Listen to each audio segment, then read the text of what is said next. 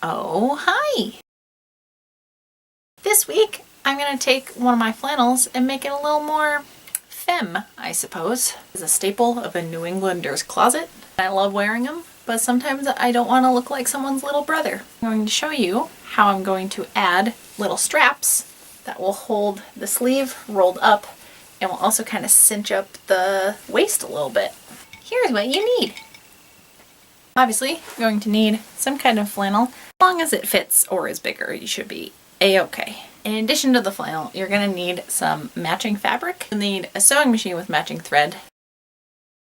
Roll them however you would normally roll. Now you're going to take some type of marking tool. I should have added this to the list of supplies you need. Chalk, a washable marker, or I'm just going to use a pin. Go right where you want your button to be. Then repeat on the other sleeve. Bunch up the side seam up to whatever height you would be comfortable having your shirt bunched up to. Do the same thing. Take a pin and put it wherever it is that you want the button to go. So total, you should have 4 spots marked.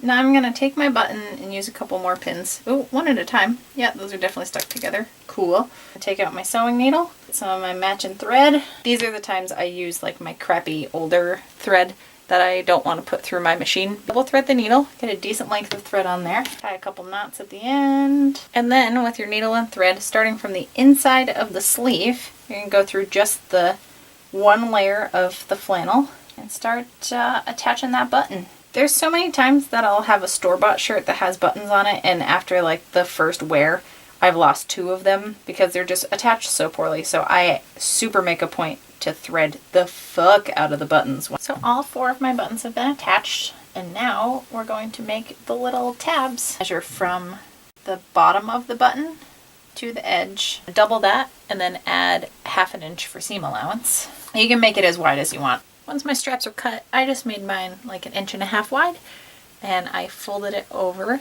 in half the long way, and then just did a straight stitch right along the edge. Now find some type of tool to turn the little tube inside out. The upside of doing a wider strip is this part will be much easier.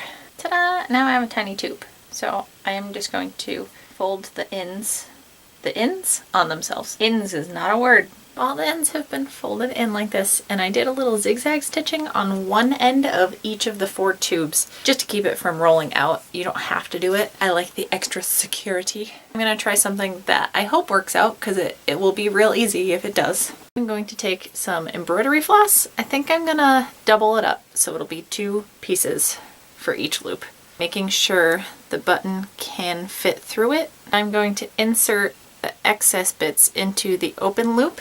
Take like a pencil tip or something to push it in. I'm going to zigzag stitch over this. Now that you've basically created some tiny flannel tampons, we are going to attach them to the flannel, and that's the last step. Are you so excited?